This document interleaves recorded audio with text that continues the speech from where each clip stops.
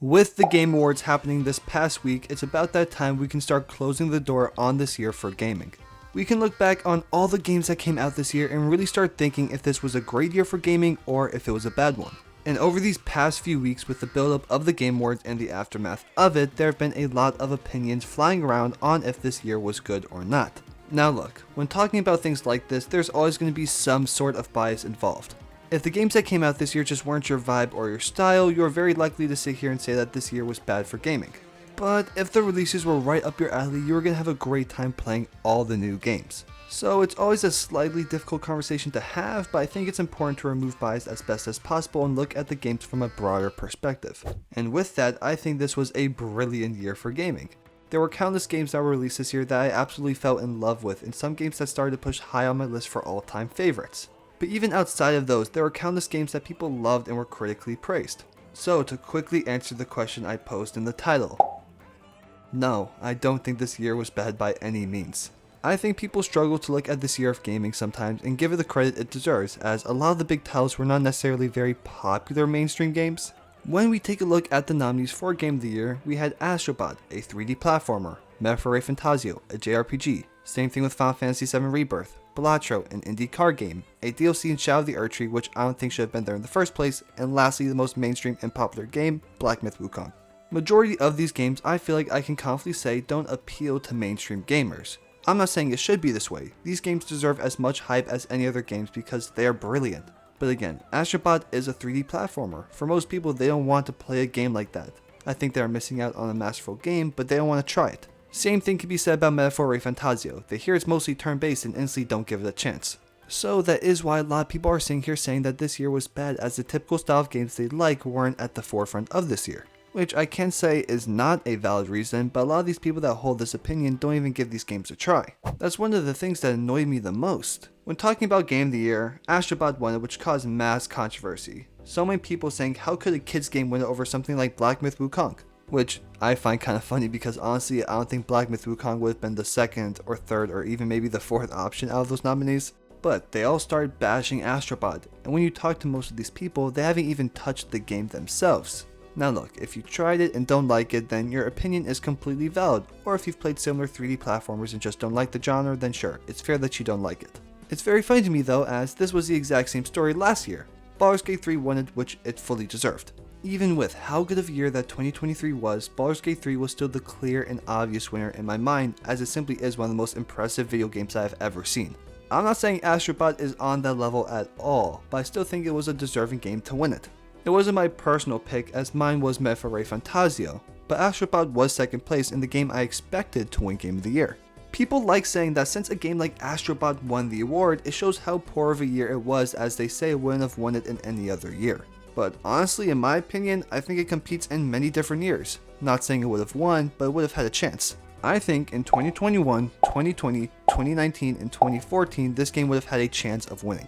Sure, if you put it up against years that straight up had all-time great games, it wouldn't win, but that doesn't make this year bad by any means. And when talking about a game like Astrobot, sure, it isn't what you would necessarily expect from a Game of the Year winner.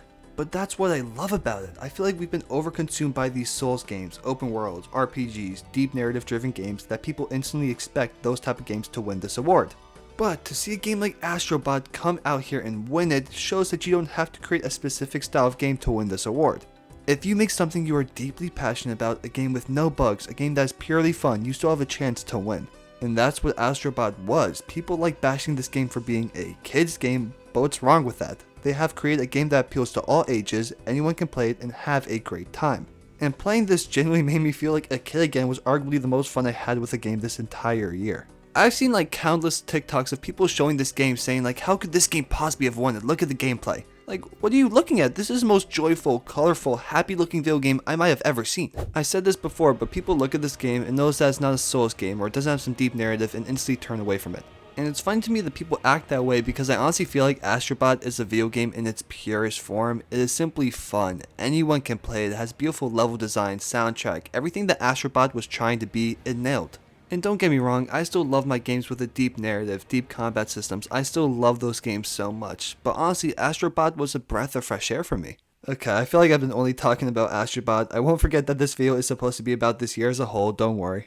People like to bash on this year for gaming as we haven't really gotten any continuations of IPs this year, and it was a lot of brand new stuff coming out that necessarily didn't have the most hype.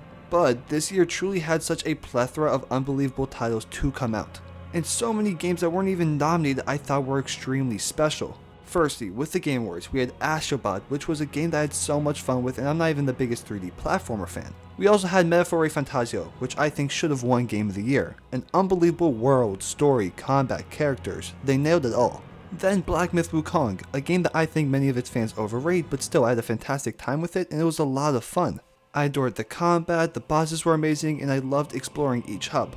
Those were the nominees that I played, but now for other games that were nominated. Firstly, we have Persona 3 Reload.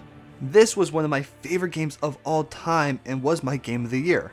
The only reason I say Metaphor should have won it was because it was nominated and I knew Persona 3 didn't have a chance.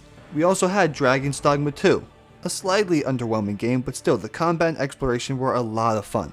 We have Hellblade 2, also kinda disappointing, but still a really cool game to beat in one night with an amazing atmosphere. Nine Souls, which is a blend of a Metroidvania with a Souls-like that has an unbelievable combat and world.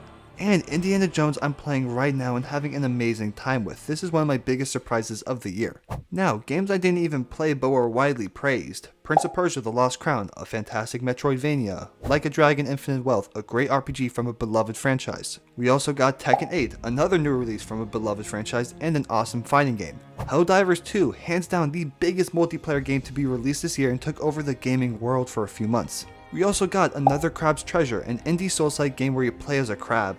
What more do you want? And even if it's just an early access, Hades 2, people were loving it.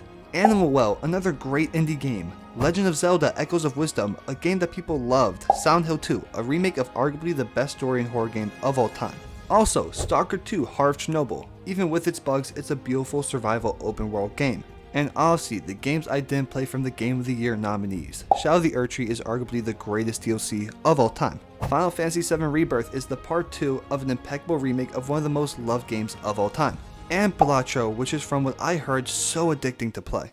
And there were games I still left off this list. I don't understand how people can sit here and say we had a bad year for gaming. Especially when the general population I would assume only plays a few new games each year. Like, I don't got the money to be thrown around buying all these games, I gotta pick and choose what I want to get. 2024 had a plethora of unbelievable titles to come out. Again, I'm not gonna try and sit here and say 2024 is one of the best years of gaming of all time. It wasn't. This was no 2018, 2011, 2007 type of year for gaming. It was just a great year. Nothing spectacular, just a great year.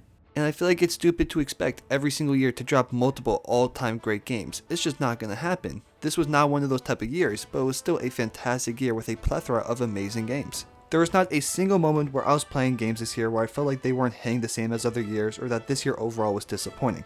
Obviously, some games were absolute bombs, but every year has those.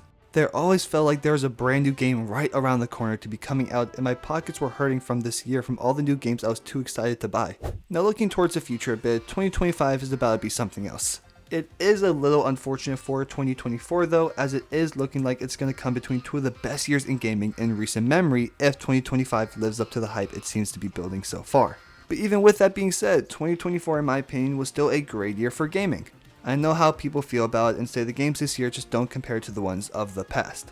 I do think it's partially nostalgia, but also, these games just aren't your style. That does not mean it makes it a bad year objectively. These games were loved and adored by millions of fans. This year was the farthest thing from being bad, and I feel like people just love to bash on the present day of gaming and say it sucks.